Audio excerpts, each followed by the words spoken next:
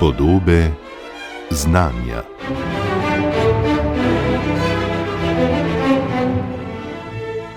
Umetno generirane podobe nastajajo danes v ogromnih količinah in ločevanje med umetnimi in pravimi v številnih primerih ni več nič stvar izostrenega očesa. Naj gre za podobe z vojnih območij ali za ljudi, samo na podlagi prepričljivosti same podobe, ki jo gledamo, se danes le težko odločimo, ali gledamo realno sliko oziroma posnetek ali ne. Problem s prepoznavanjem pa imajo tudi biometrični sistemi, ki se danes uporabljajo že marsikje, recimo tudi za avtomatizirano prehajanje meje. Možnosti za zlorabe, manipulacije in poneverbe so s tem seveda visoke, občutek nezaupanja in negotovosti pa vse bolj vseprisoten. Kje se v tem trenutku pravzaprav nahajamo in kakšne so aktualne strategije za naslavljanje določenih neželenih stranskih posledic vedno zmogljivejših modelov umetne inteligence, bo v središču današnjih podob znanja. Gost oddaje je profesor dr. Peter Per, predstojnik laboratorija za računalniški vid na Fakulteti za računalništvo in informatiko Univerze v Ljubljani. Peter Per, lepo pozdravljeni. Lep pozdrav. Začela bi na področju biometrije. Kje pravzaprav smo v tem trenutku na tem področju? Kakšne so možnosti za prepoznave tako obrazov, kot seveda drugih značilnosti, ki jih lahko že prepoznajo danes biometrični sistemi? Kako so zanesljivi? Kje so njihove močne strani, šibke točke? Zelo široko vprašanje. Kvaliteta današnjih sistemov na področju biometrije je v bistvu zavidljiva. V osnovi lahko rečemo, da pravzaprav ti sistemi prekašajo zmožnosti človeka. Seveda imajo še vedno svoje pomanjkljivosti, ampak če damo v kontekst zaznavanja človeka, vidimo, da človek upravlja slabše, dela iste napake pogosteje. Tako da z vidika biometričnih sistemov, pri čemer dejansko govorimo o sistemih, ki so bazirani primarno danes na razpoznavanju obraza, na razpoznavanju šarenice, na razpoznavanju prstnih odtisov. Le ti dosegajo rezultate, ki osupnejo. Verjetno si nihče pravzaprav zares ne predstavlja, da bi bil zmožen prepoznavati prstne odtise kar tako, razen morda posebni strokovnjaki. Medtem ko gre za obraze, poznamo primere, ko se nam še vedno zazdi absurden lahko nek primer, ko sistem nečesa ne prepozna, kar je morda nam samoumevno, čeprav se zdi, da je tega z leti pravzaprav vedno manj. Medtem ko seveda imamo tudi mi ljudje svoje slepe pege, ko ne opazimo nečesa, kar opazijo sistemi. Če dejansko se vrnem na obraze, pa se prej dotaknem še prstnih odtisov, je seveda res. Prstni odtisi niso nekaj intuitivnega za človeka. Tam dejansko moraš biti ekspert, forenzični ekspert, da dejansko znaš brati te sledi oziroma te vzorce. Medtem ko pri obrazih, načeloma se ljudje prepoznavamo na podlagi ne glasu, tudi glasu, ampak primarno obraza.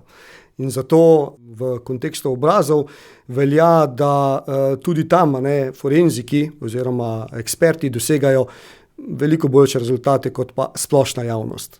Vmes je pa še ena kategorija, ki se imenuje, rečemo temu, super razpoznavalci, ki imajo pa nekako položeno vzipko, da so pozorni na detajle in so konkurenčni forenzikom, ampak se vseeno razpoznavajo slabše kot pa tisti, ki so naučeni na tisto, kar je treba biti pozoren.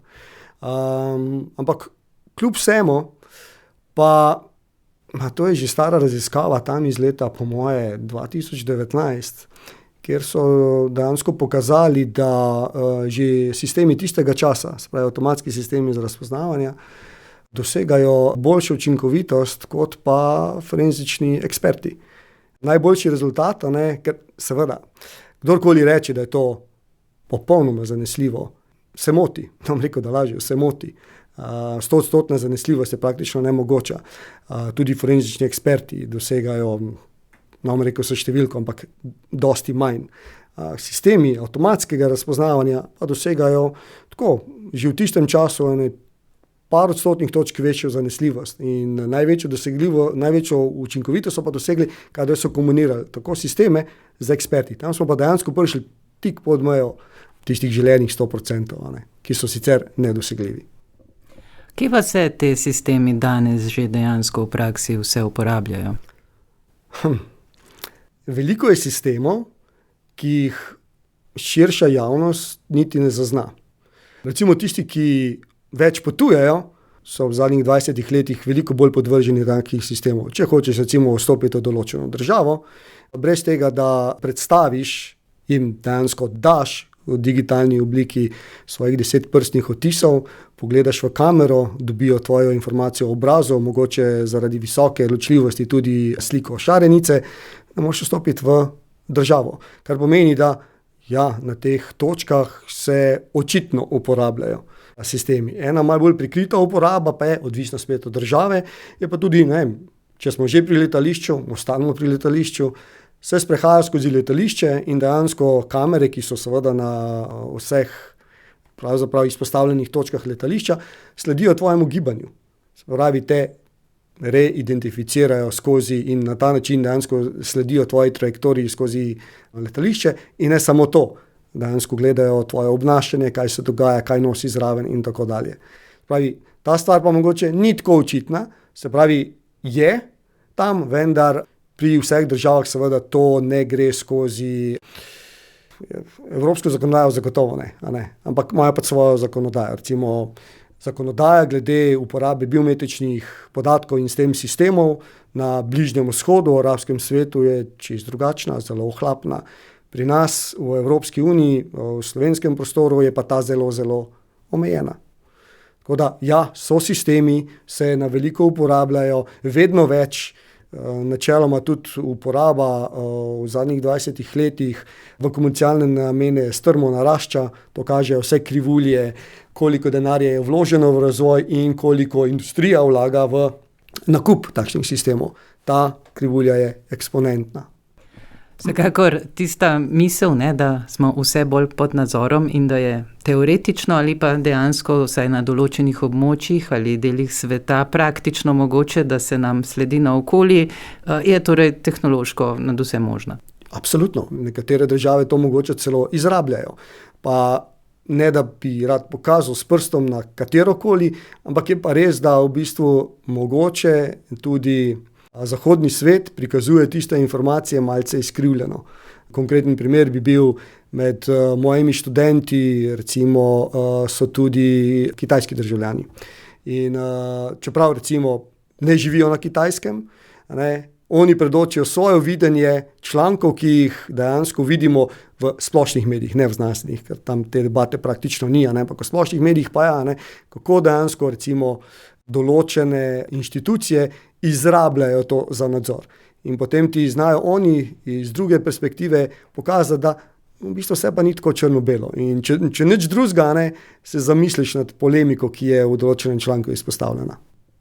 Zdaj, na drugi strani, če sva do zdaj, profesor Peter Per, govorila o zmožnosti biometričnih sistemov, da zelo natančno že danes prepoznavajo denimo obraze in druge naše značilnosti, se pa danes seveda, kot že rečeno, soočamo tudi z tako rekoč poplavo umetno generiranih podob in če se spet tukaj osredotočimo na obraze, spet imamo že zelo preprost dostop do tega, da sami generiramo nek popolnoma umetno ustvarjen obraz s pomočjo raznih orodij umetne inteligence, ki so tudi prosto dostopne, ali pa da spremenimo neko podobo po taki in drugačni želji. To je spet neko novo, široko področje, ki odpira številne smeri, ampak vendarle, koliko je razvoj tega, kaj zmore generativna umetna inteligenca na področju torej generiranja podob, spremenil pravzaprav to, kaj je možno na vašem področju in povzročil nove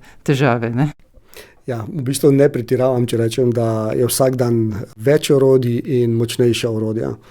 Če sem prej govoril o eksponentni krivulji, je tukaj spet. Seveda, sam vedno zastopam mnenje, da tehnologijo, ki prihaja, hočeš razumeti in jo hočeš vpeti v svoje dobro. Najbrž vsi nimajo takšnega pristopa, zato pride tudi do izrabe tehnologij v nečedne namene. In tukaj najbrž targetiramo, generativna umetna inteligenca zveni super, omogočati na tekstovnem področju generiranje 1000 stvari, ki bi jih sicer sam moral zgenerirati oziroma bi jih ustvaril v veliko daljšem času.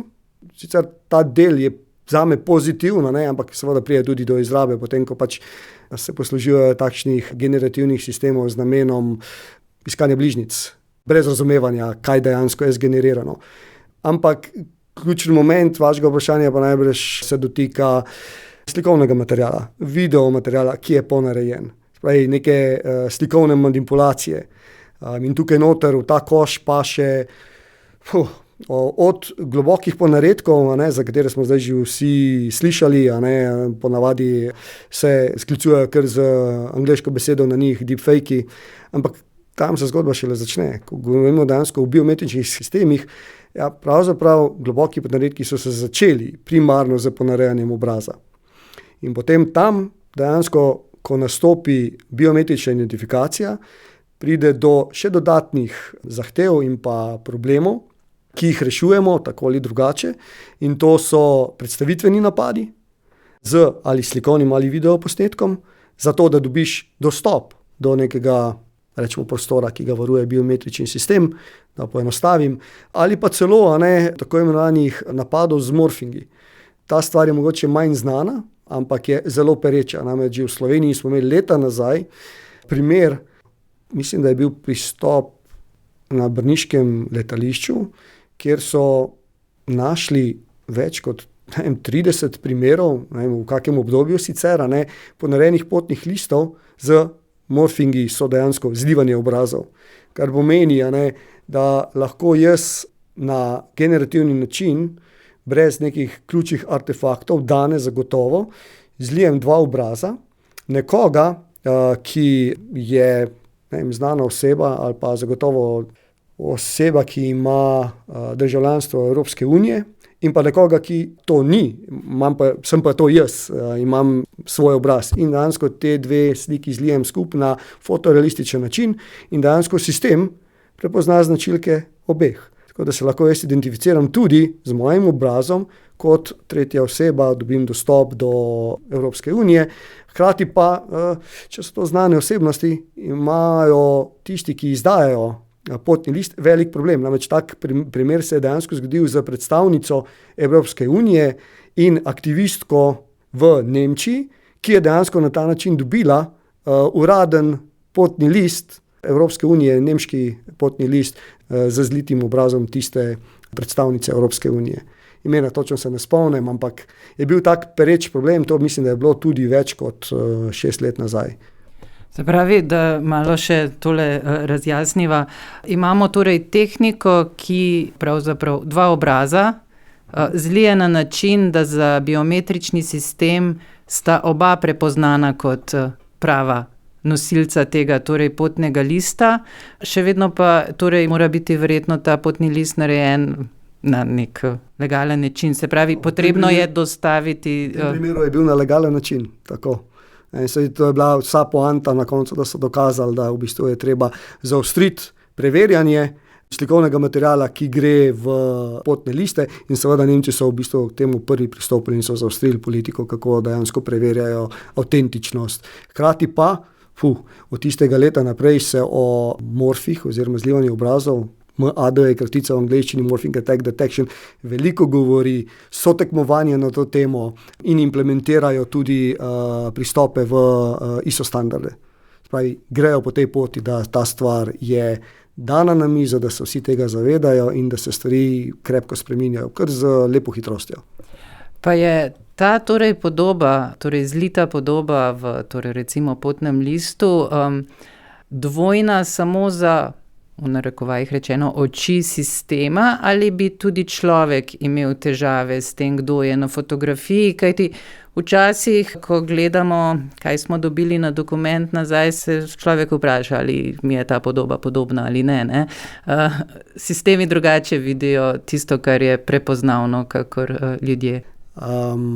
Danes z generativnimi modeli, za nepoučeno oko pravzaprav ne boš videl, da zlit obraz, tvoj obraz ali njegov obraz. Enostavno boš rekel, je pač izgledal malce drugače, mogoče je bil neprespan, mogoče je danes neprespan in potem enostavno rečeš, ja, je v redu. In tudi, ko sistem potrdi tvoj dvom, da je to pač ista oseba, rečeš, sistem bo pa že vedel. Sploh, ker smo prej slišali, kako zelo zanesljivi so načeloma. 6 let nazaj bi bila zgodba nekoliko drugačna. Tam so bile anomalije v slikih, nekako vseeno, potem z podrobnim pogledom, še posebej, če si vedel, na kaj se moraš fokusirati, vidne. Zlit je ponavadi je najbolj tipičen primer anomalije je bilo, ko si zamenjal obraz, pa se je robna črta vse nekoliko poznala zaradi roba samega ali neke osvetlitve ali mogoče zaradi drugega postopka zlivanja, da si imel obrl malce dvojno ali kaj takega. To so bili taki indikatorji. Danes sistemi v teh N5 plus let se je zagotovo toliko spremenil pristop, da teh očitnih napak ni več. No, saj, glede na to, da smo danes in da bojo jutri sistemi samo še boljši, da ne govoriva o mesecu ali letu 2, kako je torej z detekcijo pravzaprav globokih ponaredkov? Že ob sami poplavi, lahkoti, s katero se ustvarjajo te podobe, se zdi, kot da nas bodo preplavile in da bomo to bitko izgubili, zraven pa jo vsekakor ne bi želeli izgubiti. Torej, koliko se da vendarle odkriti, da so te podobe v principu nastale na popolnoma drugačen način, kot pač nekaj, kar zajeme svetlobo v lečo, tako ali drugače? Generalnega detektorja ni. Poskušamo pa zgraditi nekaj, kar bo blizu le tega. Vsak dan potencialno se rodi nov primer generiranja nekih globokih ponaredkov. In seveda ti lahko vedno ga zaznaš na način, obstajajo, torej imaš primere, na njih se naučiš in boš znal načeloma detektirati takšne primere. Seveda pa jutri in pojutrišnjem in tako naprej se bojo rodili novi pristopi in najbrž ne moreš konstantno učiti in jih sploh identificirati, da dejansko so preplavili svet.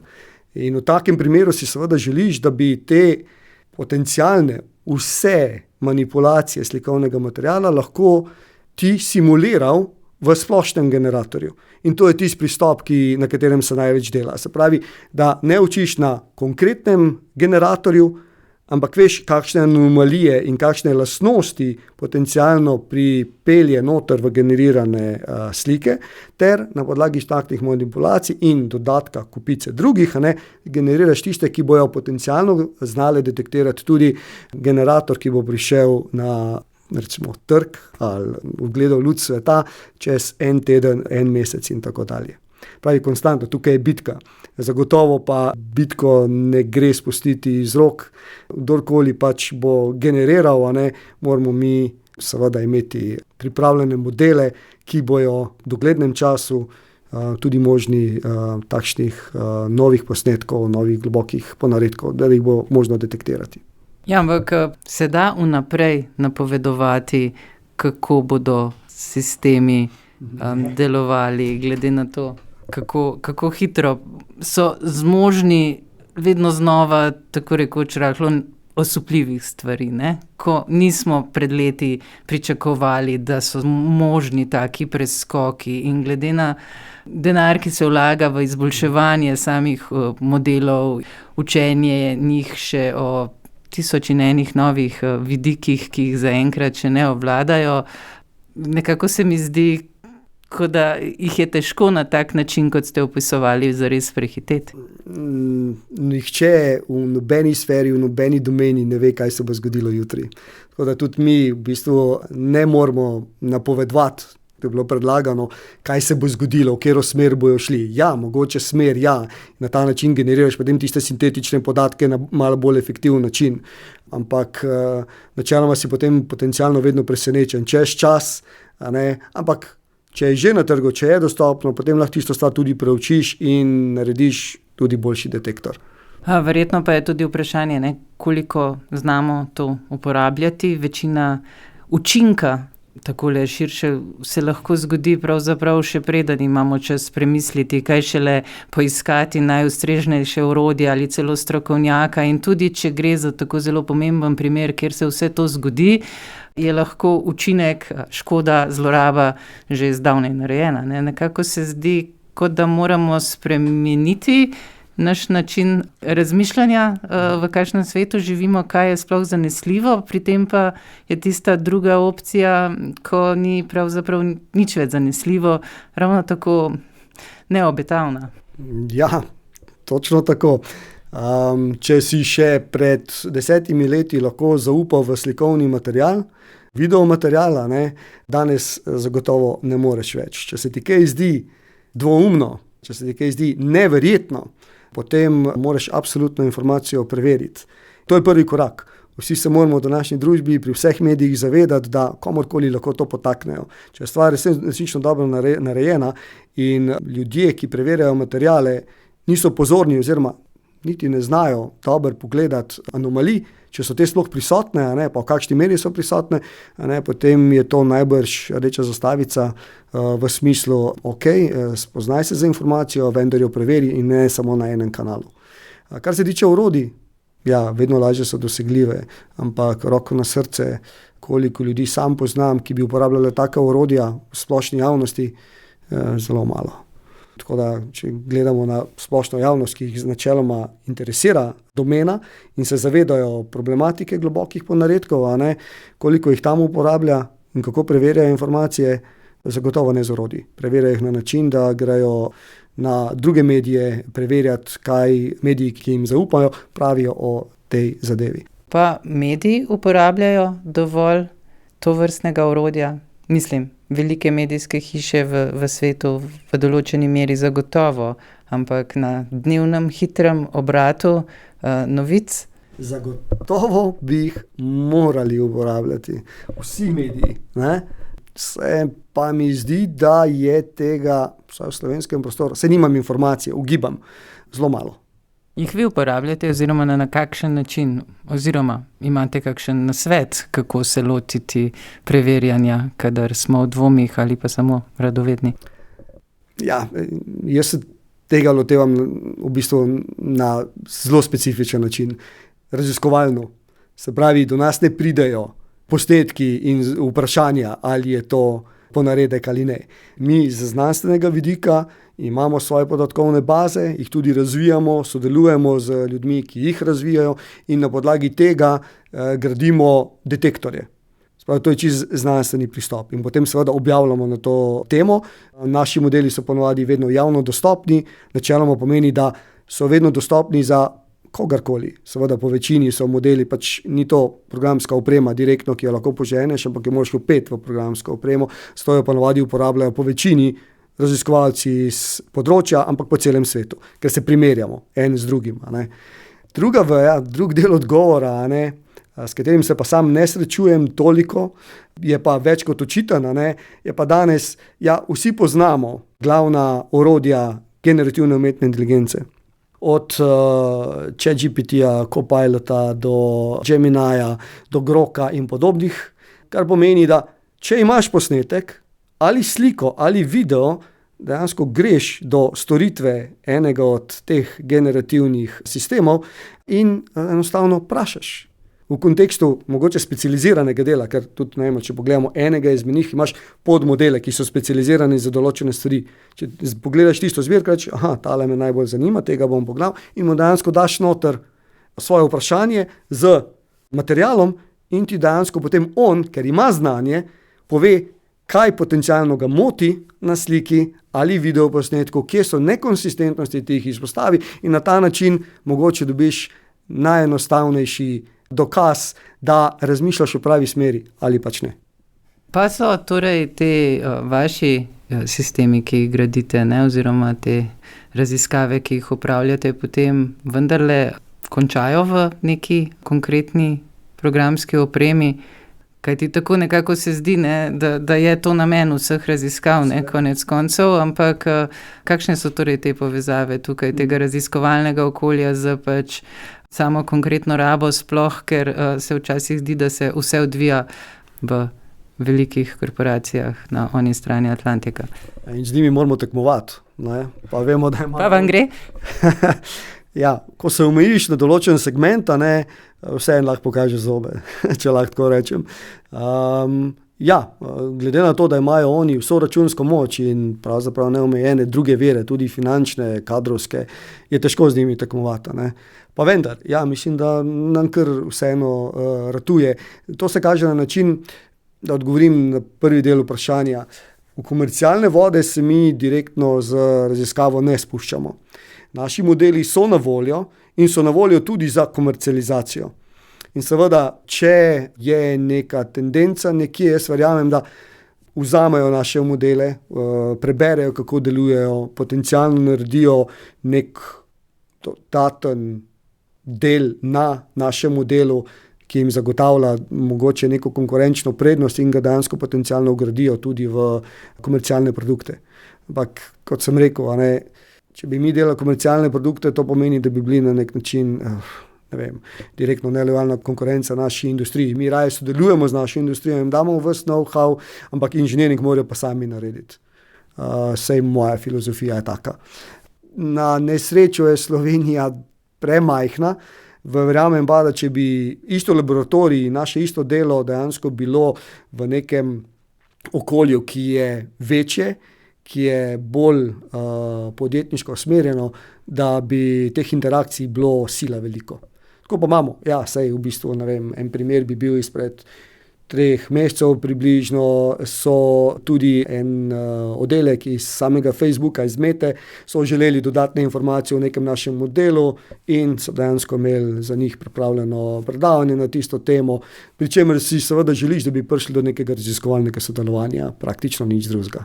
Sicer pa so spoznanja znanstvene sfere prosto dostopna, ne? Tudi vsem ameriškim podjetjem, ki jih lahko svobodno vgradijo v svoje izdelke. Dobro, mogoče so kakšne licence vzadaj, ampak nekako raziskovalna sfera Evropske unije bazira na predpostavki, da je znanost odprta. Članki odprti, modeli odprti, koda odprta, vse.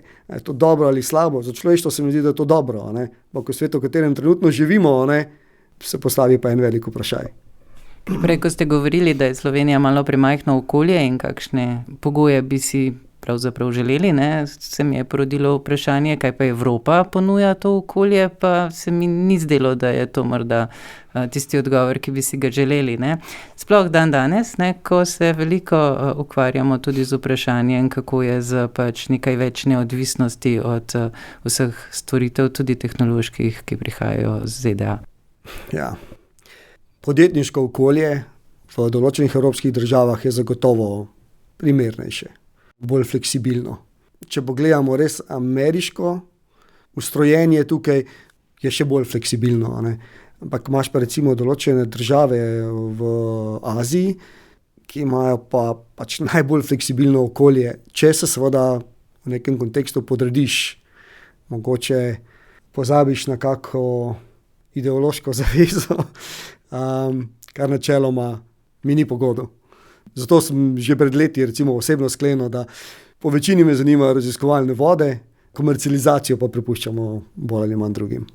Za ob koncu, kako torej vidimo lahko pač prihodnost, glede na to, da smo se torej lahko že leta nazaj seznanili s tem, da marsikaj, kar se zdi znanstvena fantastika, ni več, danes pa smo globoko sredi visoke relativnosti vseh podob, ki nas obdajajo. Kako to bo izgledalo v prihodnje? Bomo imeli težavo najti resničen posnetek med vsem ostalim na spletu?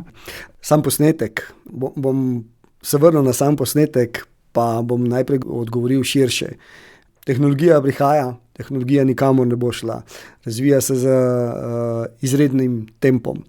In na nas je, da jo uporabimo, da naredimo moralne in pravne okvirje in se tega držimo. Moje mnenje je, da stopiti korak nazaj ali dva in reči, ne, mi se s tem ne bomo več ukvarjali, ne, je napačen, ker nekdo na svetu se bo in najbolj se bo ukvarjal s tem področjem, z drugo miselnostjo. Se mi zdi, da jo moraš dejansko takoj posvojiti in narediti še ostale okvire, ki so za delovanje pravne družbe pač nujno potrebni. Vprašanje samega posnetka. Ja, vedno težje bo, absolutno. Ampak kot sem že prej nekako nakazal, mi ne bomo vrgli puške v koruzo. Tako kot se razvijajo novi generativni modeli, na katerih tudi sami delujemo, zato ker ima tudi v biometriji zelo dobro konotacijo z vidika GDPR-ja. Tam dejansko imamo nekako zavezo, da upoštevamo voljo posameznika, ki da podatke za učenje modelov. In če slučajno v tej privolitvi določena uporaba ni eksplicitno zapisana, imaš ti problem. In ker dejansko je zbiranje podatkov in potem označevanje teh podatkov sila zamudna stvar, da ne rečem tudi draga, se dejansko zatekamo tudi v učenju takih modelov k sintetičnim podatkov, kar pomeni dejansko, da si želimo tudi mi zgenerirati obraze, recimo neobstoječih ljudi v različnih pozah, pod različnimi osvetlitvami in tako dalje, z namenom, da dejansko teh privolitev ne potrebujemo. Tudi tam želimo, da so ti obrazi fotorealistični, da se ne vidi nobenih anomalij. Seveda, to je dober način uporabe generativne umetne inteligence v primeru biometrije. Ampak hkrati jo lahko pa zelo hitro isto znanje uporabi za to, da boš delal perfektne, globoke ponaredke. Zato delamo na drugi strani tudi potem detektorje takšnih skoraj perfektnih slik oziroma videoposnetkov. Se pravi, tehnologija se razvija dalje zelo hitro. Absolutno. Najlepša hvala za pogovor, profesor dr. Peter Per. Najlepša hvala tudi vam. Podobe znanja.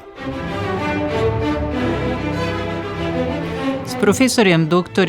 Petrom Perom z Fakultete za računalništvo in informatiko Univerze v Ljubljani sem se pogovarjala Nina Slaček.